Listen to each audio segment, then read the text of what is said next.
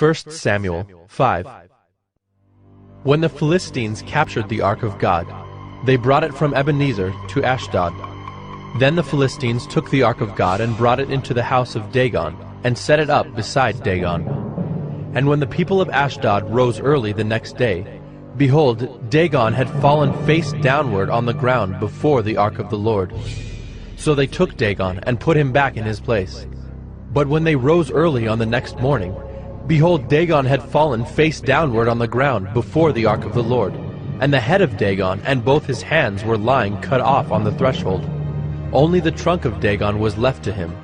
This is why the priests of Dagon, and all who enter the house of Dagon, do not tread on the threshold of Dagon in Ashdod to this day. The hand of the Lord was heavy against the people of Ashdod, and he terrified and afflicted them with tumors, both Ashdod and its territory.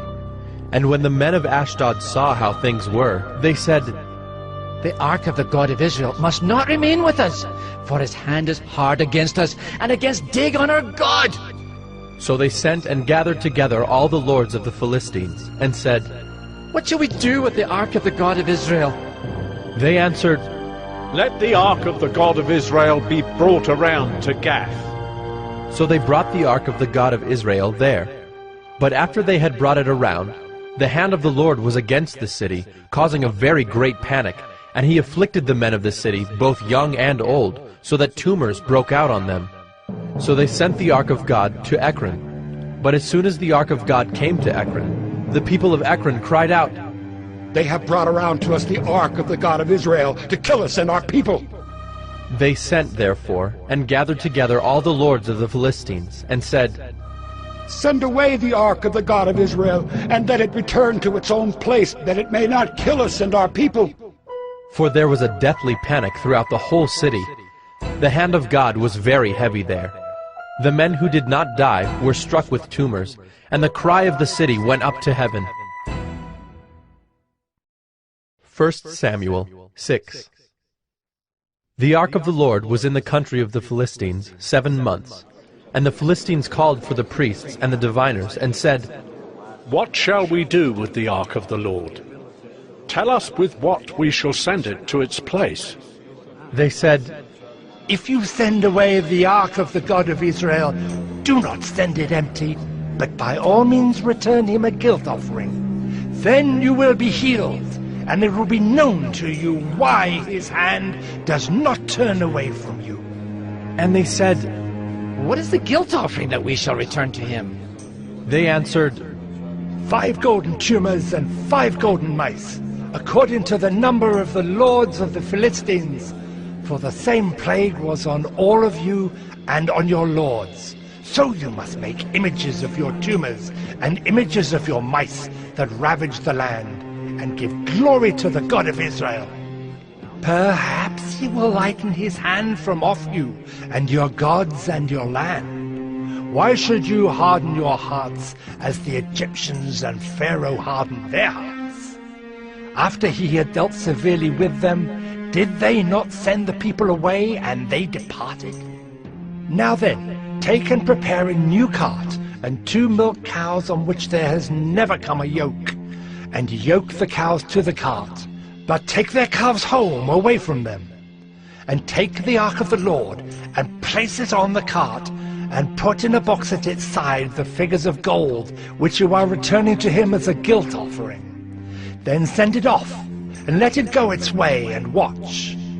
If it goes up on the way to its own land, to Beth-Shemesh, then it is he who has done us this great harm.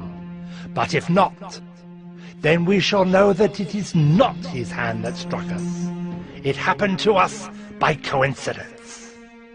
The men did so, and took 2 milk cows, and yoked them to the cart, and shut up their calves at home. And they put the ark of the Lord on the cart, and the box with the golden mice, and the images of their tumors. And the cows went straight in the direction of Beth-Shemesh, along one highway, lowing as they went. They turned neither to the right nor to the left, and the lords of the Philistines went after them as far as the border of Beth-Shemesh. Now the people of Beth-Shemesh were reaping their wheat harvest in the valley, and when they lifted up their eyes and saw the ark, they rejoiced to see it. The cart came into the field of Joshua of Beth-Shemesh and stopped there. A great stone was there, and they split up the wood of the cart, and offered the cows as a burnt offering to the Lord. And the Levites took down the ark of the Lord, and the box that was beside it, in which were the golden figures, and set them upon the great stone. And the men of Bethshemesh offered burnt offerings, and sacrificed sacrifices on that day to the Lord. And when the 5 lords of the Philistines saw it, they returned that day to Ekron. These are the golden tumors that the Philistines returned as a guilt offering to the Lord. 1 for Ashdod, 1 for Gaza, 1 for Ashkelon, 1 for Gath, 1 for Ekron, and the golden mice, according to the number of all the cities of the Philistines, belonging to the 5 lords, both fortified cities and unwalled villages. The great stone beside which they set down the ark of the Lord is a witness to this day in the field of Joshua of Bethshemesh. And he struck some of the men of Bethshemesh, because they looked upon the ark of the Lord. He struck 70 men of them, and the people mourned because the Lord had struck the people with a great blow. Then the men of Bethshemesh said, Who is able to stand before the Lord, this holy God? And to whom shall he go up away from us?